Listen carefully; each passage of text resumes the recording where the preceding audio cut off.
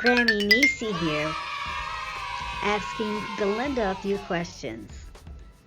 So, Belinda, you've had vitiligo for how long?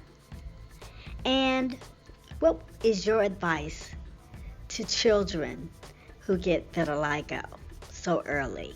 Hi, I'm Belinda Reynolds. I've had vitiligo for 26 years now. Okay, so the way my vitiligo started for me, I started off with a small spot on my hand, and then I was in the hospital for a month. I had a real bad asthma attack. While I was in the hospital, they overdosed me on a steroid called theophylline. And then when I got out of the hospital, the vitiligo immediately started to spread. And so it was on my hands first, and then probably my feet, and then to my face.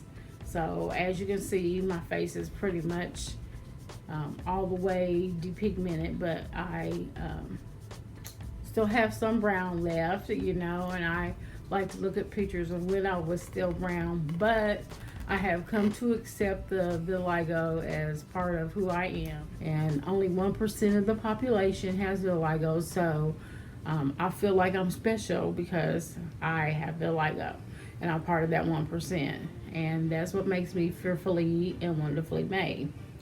And that's what makes me fearfully and wonderfully made. The way I came to accept this vitiligo is you have to have tough skin. If people tease you, just ignore them. Because if somebody teases you about your vitiligo, that means they weren't your friend in the first place. And it's almost like a badge of honor, just because you have vitiligo doesn't mean that you're different from the person who doesn't have vitiligo. It's just your skin. It's not a disease that's going to kill you or harm you or that you could spread to somebody else.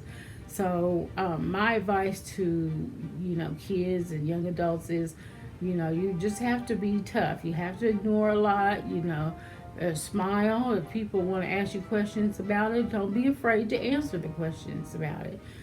Find out as much information as you can. Almost every state has we don't want to call them support groups, but has a community of people who have vitiligo.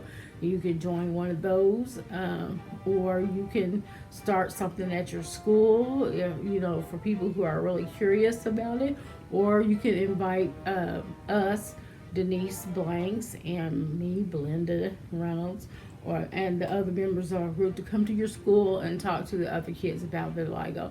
But it's nothing to be embarrassed about. It's nothing to be ashamed of. And you just, wear it with pride. And that's my advice. Grammee Neecie Vitiligo says thank you.